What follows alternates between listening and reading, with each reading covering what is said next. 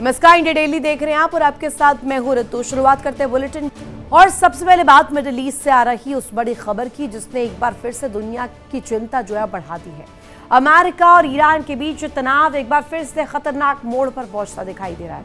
दावा है कि हॉर्मुज़ स्ट्रेट के आसपास अमेरिकी सेना ने बड़ा सैन्य हमला किया, जिसके बाद ईरान की ओर से जवाबी कार्रवाई की खबरें सामने आ रही है। दक्षिणी ईरान में धमाके की सूचना है, जबकि खाड़ी क्षेत्र में अमेरिकी ठिकानों और कमर्शियल जहाजों पर हमले के दावे भी किए जा रहे हैं। उधर डोनाल्ड ट्रंप ने ड्रोन हमले और जहाज को हुए नुकसान को लेकर बड़ा बयान दिया है। ऐसे में सवाल ये है कि क्या एक बार फिर से खाड़ी क्षेत्र युद्ध के मुहाने पर खड़ा है? क्या हॉर्मुज़ स्ट्रेट में बढ़ता तनाव वैश्विक तेल सप्लाई और पूरी दुनिया की अर्थव्यवस्था पर असर डालेगा? और इसी को लेकर के जानकारी अभी लगातार सामने आ रही है। सीज़फायर पर अब संकट के बादल जो है वो मंडरा रहे हैं। इस बीच बड़ी खबर ईरान को लेकर अभी की इस वक्त की सबसे बड़ी खबर आपको बता दें, ईरान पर अमेरिका ने बड़ा हमला किया है। स्ट्रेट ऑफ हॉर्मुज़ में यूएस ने एयर स्ट्राइक की है। डील होने के 7 दिन बाद अमेरिका का हमला, ये बड़ी जानकारी इस बीच सामने आ रही है। ईरान पर अमेरिका ने बड़ा हमला किया है। हॉर्मुज़ स्ट्रेट में यूएस की एयर स्ट्राइक और ये सीज़फायर के बीच डील होने के 7 दिन बाद अमेरिका का हमला। अब इसके क्या मायने हैं और क्या इसके बाद और ज्यादा इनिशिएट हो जाएगा जंग का ये पूरा बारूदी जो संग्राम है ईरान को लेकर? अभी ये सबसे बड़ी खबर, जहां अमेरिका ने बड़े हमले किए हैं और जानकारी मिल रही है कि ईरान पर अमेरिका ने हॉर्मुज़ के क्षेत्र में ये बारूद बरसाया। और इसी खबर पर बातचीत करने के लिए, इसी पर ज्यादा जानकारी और एनालिसिस करने के लिए हमारे साथ खास मेहमान जुड़े हुए हैं। Group captain Ashish Sai sir connected, doctor Ajitabh Singh हमारे साथ जुड़े हुए हैं और साथ ही साथ मेरे सहयोगी विकास अब्रोल भी मेरे साथ कनेक्ट है। सबसे पहले साय सर, आप ही से मेरा प्रश्न, अमेरिका ईरान में फिर से बारूदी घमासान को लेकर जिक्र हो रहा है। एक तरफ सीज़फायर, एक तरफ वार्ताएं, एक तरफ स्विट्जरलैंड टॉक्स और दूसरी तरफ ये संकट के बादल जिसमें अब एक बार फिर से अमेरिका की तरफ से अटैक किया गया। इस बाबत जानकारी। जय हिंद। तो ये एक्सपेक्टेड था, 99% एक्सपेक्टेड था, क्योंकि IRGC remains what it was before 28 Feb. Irresponsible terrorist activities, और अब तो सी पायरेट्स की तरह से हमले कर रहे हैं, छोटी छोटी बोटों से जाके और मेजर वेसल्स को मारना जिसके अंदर गैस या पेट्रोल है। और ये इतने प्रोफेशनल स्नाइपर्स या शूटर्स नहीं है कि ये एग्जैक्टली इंजन रूम को या प्रोपेलर्स को मार पाए। ये रैंडम फायरिंग कर रहे हैं जिससे शिप्स में आग लगने का, ब्लास्ट होने का, बहुत मेजर कैटास्ट्रॉफिक डेवलपमेंट होने का चांसेस रहता है। इसी वजह से इस रैंडम स्ट्राइक को भी यूएस सेंटकॉम ने सीरियसली लिया है और उन्होंने एक एक्शन लिया है जो कि एक्सपेक्टेड लाइंस पर है। हालांकि अगर हम याद करें तो वैंस ने स्पेसिफिकली 3 दिन पहले बोला था कि इसी तरह के मुद्दों को आसानी से सुलझाने के लिए एक डी कन्फ्लिक्ट प्रोटोकॉल इस्टेब्लिश किया जाएगा ईरान और यूएसए के बीच, कि अगर कहीं एक आधा रैंडम फायरिंग हो गई लेबनान में या इजराइल में या किसी शिप पे, तो उसके जवाब में दूसरा साइड एस्केलेट नहीं करेगा, इसको आपस में बात करके देखेगा कि किसने फायर किया, क्यों किया, ताकि स्पेसिफिकली जेडी वैंस ने बोला था कि छोटे लेवल के अधिकारियों ने अगर कुछ इस तरह कर दिया कि फोर्सेस ने किसी को मार दिया, तो एस्केलेशन को रोकने के लिए डी एस्केलेशन की जगह उन्होंने डी कन्फ्लिक्ट वर्ड यूज किया था, जो कि गलत था। उसके प्रोटोकॉल स्टैब्लिश किए हैं, लेकिन अपेरेंटली इस बार इतने बड़े शिप को मारा गया है कि सेंटकॉम को चुप नहीं रहना था। हमने एक और जी, आप कुछ कह रही हैं? एक प्रश्न मेरा विकास अब्रोल से, मेरे साथ संवाददाता कनेक्ट है। विकास, ये तस्वीर हम देख रहे हैं और एक एक जो छन छन कर खबर सामने आती है। रितेंद्र माथुर सर ने भी ज्वाइन कर लिया मुझे, आपके पास भी आऊँगी सर, स्वागत आपका भी। लेकिन विकास, ये जो संग्राम है, ये जो लड़ाई है, ये जो जंग है, इसमें हर बदलते वक्त के साथ हर सेकंड नए नए अपडेट सामने आ रहे हैं। एक तरफ बात हम सीज़फायर को लेकर कर रहे हैं, जैसे अभी साय सर समझा भी रहे थे, किसे जज कर पाना, और ये एक्सपेक्टेड जो डिसीजन था, ये एक्सपेक्टेड था कि ये बारूदी संग्राम फिर से होगा ही होगा। अभी आपका एनालिसिस क्या कहता है? देखिए, तो जब ये शुरू हुआ था, ये समझौता, जब MOU की जब बात चल रही, तब मैंने एक बात कही थी कि there are many slips between the cups and the lips. वो बात सही होती दिख रही है, क्योंकि कहीं ना कहीं ये समझौता सिर्फ एक तरीके से देखा जाए तो अमेरिका पे जिस तरह से प्रेशर था, अमेरिका करना चाहता था, क्योंकि उसके वहां के जो सेनेट है उसके खिलाफ हो रहे थे लोग, कहीं ना कहीं बीच में उनके जो विपक्षी दल हैं वो उनके खिलाफ मुखर हो रहे थे।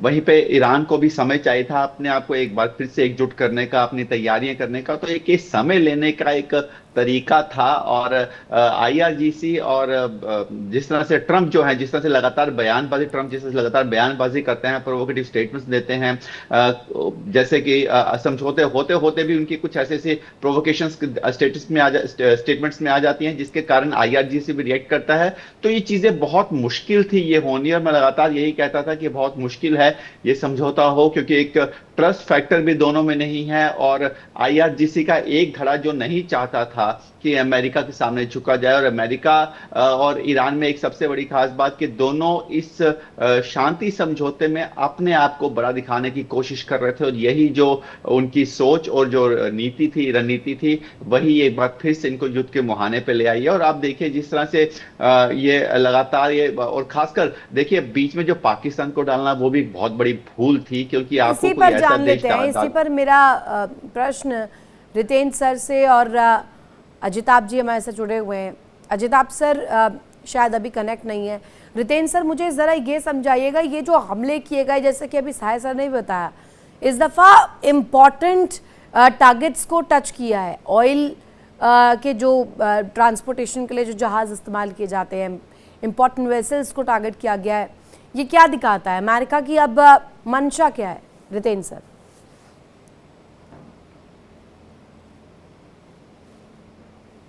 माथुर जी, आप मुझे सुन पा रहे हैं? शायद उन तक आवाज़ नहीं पहुंच रही। शायद सर, अगर मैं आपको डिकोड करने कहूं तो आप कैसे डिकोड करेंगे? उन वेसल्स को टारगेट किया जाना, इंपॉर्टेंट जहाज़ों को सीधे तौर पर निशाने पर लिया जाना, अमेरिका की मंशा क्या है? ये ऋतु, एक तो हाईली इररिस्पॉन्सिबल बिहेवियर है आईआरजीसी का। इस तरह के लार्ज शिप्स को मारना बहुत खतरनाक हो सकता है, लेकिन मुद्दा वही है कि हॉर्मुज पे कौन कंट्रोल करेगा। इस वक्त आईआरजीसी को और कुछ नहीं दिख रहा है, सिर्फ हॉर्मुज। कारण, क्योंकि जो कंप्यूटर डेटा है वो ये दिखा रहा है कि हॉर्मुज पे अगर उन्होंने $1 पर बैरल भी लेना शुरू कर दिया तो एक बहुत मेजर अमाउंट उनके पास आएगा, few billion dollars per year, without anything. तो वो अब इस पे लॉक ऑन कर गए हैं कि किसी भी तरह से ये जो एमओयू में 60 दिन का हमने लिखा था कि यहां से शिप्स जा सकती हैं, इसको भी वो नहीं होने देना चाह रहे। और इसके पीछे वो एक्सक्यूज ले रहे हैं कि इन्होंने वो पाथ नहीं फॉलो किया जो हमने डिक्लेयर किया हुआ है, सेफ पैसेज, और दूसरा कि हमारी अथॉरिटी के बगैर जा रहे हैं। तो इसका मतलब वो खुद ही, उन्होंने एमओयू जो खुद ही अभी क्लटर में है, फॉग ऑफ वॉर में है, एमओयू में क्या समझौते हुए, पॉइंट्स लिख देने से एमओयू साइन हो जाता है, लेकिन आपस की अंडरस्टैंडिंग को डिटेलमेंट करनी पड़ती, क्लैरिफाई करना पड़ता है कि इन 60 दिनों में आपको पैसे नहीं देने, टोल नहीं देना है, लेकिन आईआरजीसी को फिर भी बताकर रखना है कि आपके शिप्स जा रहे हैं, या अपने रूट्स को वही रखना है जो आईआरजीसी कह रही है, या अपने एआईएस सिस्टम को, जो ऑटोमेटिक इंडिकेटर्स होते हैं, ये कहां से जा रहे हैं, अपनी लोकेशंस को ऑन करके रखना। इन पे बात नहीं हुई है, क्योंकि आईआरजीसी के पास वो अभी शायद वो इतना इन्वॉल्व नहीं है इन डिस्कशंस में, इन डिटेलिंग्स में। और आप मीडिएटर जैसे पाकिस्तान से उनसे क्या एक्सपेक्ट करते? तो एमओयू को जितना इलैबोरेटेड फॉर्म में आना चाहिए था, पब्लिक डोमेन में, मिलिट्री डोमेन में, वो अभी नहीं आया है। और उसके बदले में, लेकिन मुझे एक चीज कहनी है, तो ये जो यूएस रिस्पॉन्स हो रहा है, ये as a military strategist I can tell you, ये गलत है। अगर नहीं, उनको पर ये तो एब्सोल्युटली करेक्ट है सर। आपने कहा कि ये गलत है, गलत इस हिसाब से भी कि डिप्लोमेसी के डोर्स भी जो ओपन हुए हैं, चाहे इस पूरी स्थिति को कंट्रोल करने के लिए भी हुए हों, वो भी इससे इफेक्ट हो सकते हैं, इससे असर पड़ सकता है। और इस बीच एक बड़ी खबर, ईरान में कई जगहों पर अमेरिका का हमला। ईरान ने सिरिक में अमेरिका की एयर स्ट्राइक, ईरान के सिरिक में यहाँ एयर स्ट्राइक की गई है अमेरिका द्वारा। अमेरिका ने फाइटर जेट से हमला किया है, ये बड़ी जानकारी। कई जगहों को टारगेट पर लिया गया। ईरान के सिरिक में अमेरिका की एयर स्ट्राइक, अमेरिका ने ताबड़तोड़ हमले किए हैं, सिरिक शहर को दहलाया है। अमेरिका ने फाइटर जेट से अटैक किया, बाकायदे इसकी तस्वीरें भी सामने आई है। अब आखिर इसका क्या रिपरकशन होगा, क्या अंजाम होगा, ईरान कैसे इसको लेकर रिएक्ट करता है। इसी पर बातचीत करने के लिए हमारे साथ खास मेहमान जुड़े हुए आशीष सर। साई सर, मुझे जरा समझाइएगा, अभी कहा जा रहा है कि सिरिक को दहलाया गया है, बाकायदे यहाँ पर फाइटर जेट्स का इस्तेमाल करते हुए बैक टू बैक फायर किया गया है। इस तस्वीर को अगर हम देखें तो एक तो इम्पोर्टेंस बताइएगा सिरिक की, और दूसरा ये कि इस दौरान ये हमला हो रहा है जब वार्ताओं को लेकर चर्चा हो रही, जैसा कि आपने पहले भी अपने पूरे एक्सप्लेनेशन में बताया था कि एनालिसिस ये बताता है कि ये अमेरिका के लिए बहुत भारी पड़ेगा। हाँ, तो इसमें एक तो आपके दर्शकों के लिए सुबह सुबह ऋतु थोड़ा क्रोनोलॉजी और टाइमलाइंस को बता देना जरूरी होता है, ताकि ये पता रहे कि प्रेजेंटली क्या स्टेट है। तो प्रेजेंटली जो स्टेट है वो ऑफिशियल स्टैंड सेंटकॉम ने बोला है कि, और पेंटागन ने, कि द स्ट्राइक्स आर ओवर। मतलब शिप पे आईआरजीसी ने जो फायरिंग करी थी कल, उसके रिस्पांस ने यूएस ने जो हमले किए हैं सिरिक एंड काशिम पे भी हमले किए तेज, ये खत्म हो गए। दैट इज मीनिंग टू से कि अब हमारे कोई हमले और नहीं होंगे अगर आईआरजीसी भी अभी चुप बैठ जाए। तो the escalation has been contained, that is official, कि अब और हमले नहीं होंगे in response to IRGC act. दूसरा कि आईआरजीसी ने भी आफ्टर दिस अटैक जिसको आप कैप्चर कर रहे हो, उसके बाद ऑफिशियली बोला है कि हमने भी US military establishment in the gulf पे हमले किए हैं। एंड एस्टैब्लिशमेंट्स एस लगाया है, मतलब एक टारगेट को नहीं मारा है। ये डिटेल्स आज के दिन में ऋतु जब हमारे पास आएंगी तो ज्यादा पता चलेगा कि एक्चुअली ये कहां तक एस्केलेट हुआ और क्या ऐसी जरूरत थी कि पेंटागन को इमीडिएटली ये बोलना पड़ा कि वी आर डन, कि हमारे हमले खत्म हो गए। एक मुद्दा उठा, उस मुद्दे को हमने सेटल कर दिया। एक चीज जो शायद आप थोड़ा सा गलत समझ गए, जब मैंने अपने पिछले कमेंट में बोला था कि यूएस का ये रिटेलिएशन ठीक नहीं था, तो मैं ये नहीं कह रहा था कि यूएस का रिटेलिएशन नहीं होना चाहिए था। मैं उल्टी बात कर रहा था कि इस तरह के रिटेलिएशन को यूएस को अपनी पोजीशन को डाइल्यूट नहीं होने देना चाहिए। जब भी आईआरजीसी इस तरह के कुछ एक्शंस कर रहा है तो यूएस, जैसा कि कल एक डिफेंस एक्सपर्ट और प्रीवियस नेशनल सिक्योरिटी एडवाइजर, कल की जो बातचीत हुई and we were talking to some other people, सबका एक मत है मिलिट्री एंगल से कि अगर आईआरजीसी इस तरह की बातें करता है कि मेजर शिप्स को हिट कर रहा है जो कि बहुत खतरनाक हो सकते हैं, तो यूएस के जो टारगेट फोल्डर्स हैं for Iran and the coastal areas of Iran, उसमें उनको मेजर हिट्स करने पड़ेंगे। Each IRGC attack on a vessel should be responded by a bigger attack from America on a power structure, a bridge, a missile unit. ये छोटे मोटे retaliation, छोटी तस्वीर है, अमेरिका की साख के साथ नहीं मैचअप होती है। विकास, आपका इसमें एनालिसिस क्या है? साहिर सर बता रहे हैं कि यहाँ पर ईरान पर जो ये अटैक हुआ है ये यूएस की साख के साथ पैरेलली नहीं जाता है। देखिए, जिस तरह से ये जो एमओयू है उसके जो समझौते हैं उसके मुताबिक हॉर्मुज का खुलना जरूरी था, और ऐसे में अगर ये हॉर्मुज अगर नहीं खुलता है तो ये एक कहीं ना कहीं सब देशों को एक मौका मिल जाएगा कि उसके पास के जितने भी ऐसे सी निकल रहे हैं, वहां से कोई भी जहाज निकलेगा तो ऐसे सब टोल लेना शुरू कर देंगे। तो ये एक नई तरह की एक नीति बननी शुरू हो जाएगी, नए तरह की एक सिस्टम बन जाएगा जिसका कहीं ना कहीं पूरी दुनिया पे असर होगा। देखिए, अगर एक जहाज अगर 10 बंदरगाहों के पास से निकलता है, 10 समुद्री इलाकों से निकलता है, तो 10 लोग भी उसे डॉलर लेना शुरू कर देंगे, तो वो तो चीजें अपने आप ही कहीं ना कहीं बहुत महंगी होनी शुरू हो जाएंगी। तो ऐसे में ये इस नीति को नहीं बनने देना चाहिए, और ऐसे में इस नीति के खिलाफ देखिए खाली अमेरिका नहीं, बाकी देशों को भी प्रोटेस्ट करना चाहिए, बाकी देशों को भी कहना चाहिए ये जो आप हॉर्मुज पे कर रहे हैं ये गलत है, ये नहीं चलेगा। इन चीजों पे सिर्फ अमेरिका को नहीं, सबको आगे आना चाहिए। और देखिए, जब एमओयू की बात चल रही है, जब समझौता होने के जा रहा है, तो दोनों पक्षों को आपस में बात करनी चाहिए। दोनों पक्षों को एक दूसरे से किसी भी मुद्दे पर अगर लड़ाई हो रही है,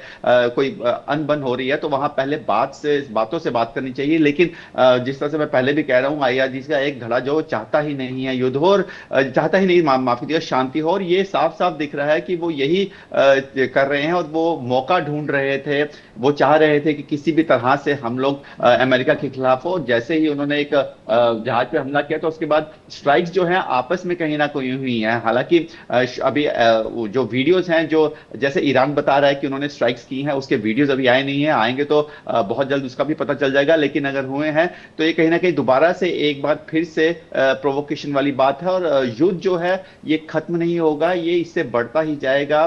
दोनों देशों को अपने आपस में कहीं ना कहीं ये जो डिप्लोमेटिक बात चल रही थी, ये कहीं ना कहीं इसमें एक एस्केलेशन बढ़ेगी, और वो साफ साफ दिख रहा है। देखना ये होगा कि अब क्या एक बार फिर से ये चीजें संभल पाती हैं, क्या एक बार फिर से दोनों में बात होती है कि नहीं होती है, या फिर दोनों एक बार फिर से युद्ध के मुहाने पे खड़े हो जाएंगे।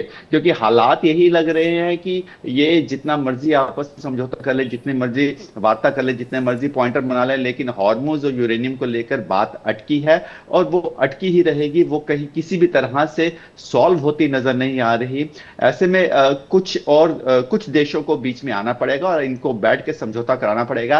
पाकिस्तान जैसे देशों को बीच में डाल के कोई फायदा नहीं है, कुछ बड़े देशों को आना पड़ेगा और इन दोनों को बिठाना पड़ेगा। क्योंकि देखिए, हॉर्मुज पे बात स्टार्ट से अटकी हुई है, ये अभी की नहीं है, स्टार्ट से अटकी हुई है, और वो साफ साफ दिख रहा है कि अभी भी वहीं पे खड़े हैं। यूरेनियम पे बात अभी होनी बाकी है, क्या यूरेनियम पे भी इसी तरह से जब यूरेनियम पॉइंट पे डिस्कस किया जाएगा तब भी यही हालात रहे, तो फिर ये युद्ध जो है एक नए लेवल पर जाने की तैयारी कर रहा है। रुकने का कोई इसके चांस मुझे फिलहाल लग नहीं रहा। बिल्कुल विकास, जैसा कि आपने बताया कि यहाँ पर हॉर्मुज एक ऐसा स्ट्रेट, एक ऐसा पाथवे जहाँ से पूरी दुनिया भर की अर्थव्यवस्थाएं जुड़ी हुई हैं, यानी कि सीधे तौर पर ये अगर वहाँ पर संग्राम छिड़ता है तो सभी के लिए एक डिफ़िकल्ट सिचुएशन बनेगी। देखने वाली बात होगी इससे कैसे पार पाया जाता है। बहुत शुक्रिया विकास आपका तमाम जानकारी साझा करने के लिए। आशीष साय सर भी शुक्रिया आपका तमाम जानकारियाँ हम तक पहुँचाने के लिए। देखिए इंडिया डेली 24/7 अब आपके स्मार्ट टीवी पर। इंडिया डेली मौजूद है सभी डिजिटल प्लेटफॉर्म पर लाइव और लगातार। इंडिया डेली 24/7 हर दिन राष्ट्र को समर्पित।